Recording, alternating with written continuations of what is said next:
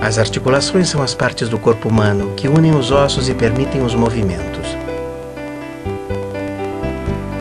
Entretanto, no corpo humano existem algumas articulações que permitem o deslocamento dos ossos e outras que não, como entre certos ossos do crânio.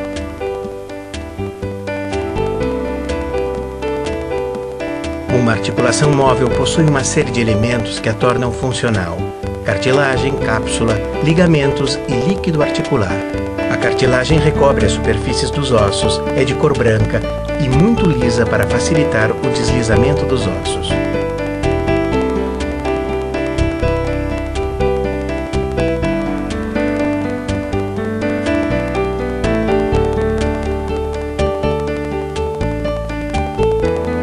A cápsula é como uma bolsa que une as extremidades dos ossos em contato.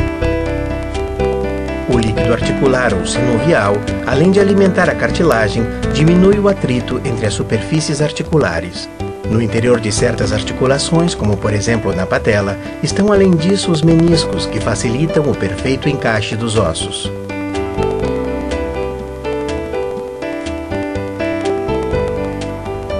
Muitas articulações se encontram reforçadas por ligamentos, como por exemplo no caso da patela ou rótula.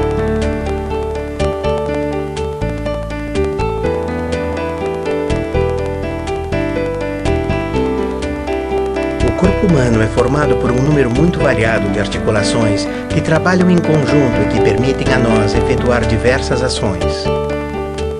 Por exemplo, no ato de escrever, participam as articulações do ombro, do cotovelo, do punho, da mão e dos dedos. Analisemos este movimento. Com a simples intenção de dirigir a mão até o objeto, o ombro se orienta para a frente e o braço é flexionado.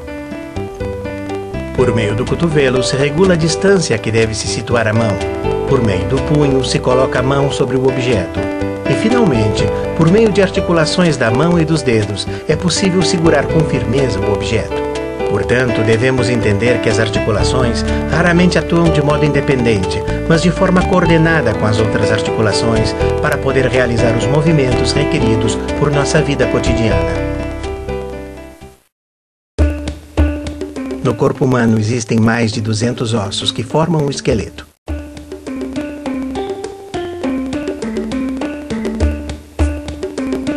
No século XVI, um célebre anatomista chamado Vesálio comparou o corpo humano a uma fábrica na qual o esqueleto representava o estremiado de colunas e vigas que suportavam e davam forma à estrutura do edifício.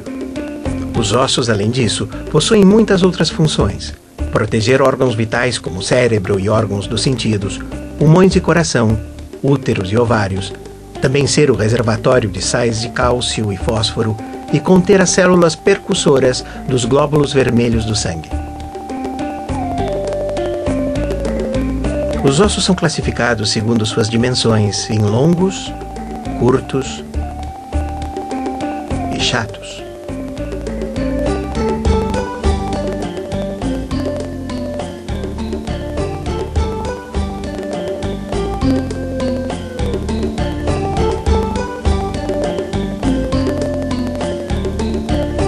O corpo é formado por um osso muito compacto, que apresenta uma cavidade onde se aloja a medula óssea, produtora dos glóbulos vermelhos.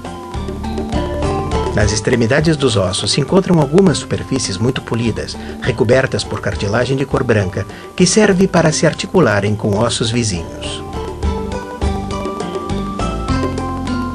No interior das extremidades dos ossos não existe a cavidade medular, mas uma matizada rede de lâminas ósseas, superpostas e entremeadas, que tem o aspecto de uma esponja. No século XX, um engenheiro suíço chamado Kuhlmann, em uma visita a um amigo que era professor de anatomia, comprovou como na extremidade superior do fêmur, as lâminas ósseas entrecruzadas estavam dispostas seguindo as mesmas trajetórias que as lâminas do guindaste que ele tinha desenhado para poder levantar grandes pesos. De onde deduziu que esta disposição não se devia à sorte, mas obedecia à organização interna do osso para resistir com a máxima eficácia das forças físicas a que estava submetido o osso. No interior de certos ossos da cabeça, no lugar do tecido esponjoso da medula óssea, encontram-se cavidades de ar que comunicam com o nariz e formam 2 seios paranasais, onde pode ser percebida a vibração da voz. Durante o crescimento, o corpo e as extremidades dos ossos longos encontram-se unidas pela cartilagem, de modo que quando se observa a radiografia de um bebê em crescimento, esta zona aparece como uma franja negra, que não deve ser confundida com uma fratura, mas com o local ocupado pela cartilagem de crescimento. Os ossos, a partir da puberdade, se soldam por efeito dos hormônios sexuais e cessa o crescimento. Os ossos não são estruturas inertes, mas apresentam nervos e artérias de modo que doem e sangram quando lesionados.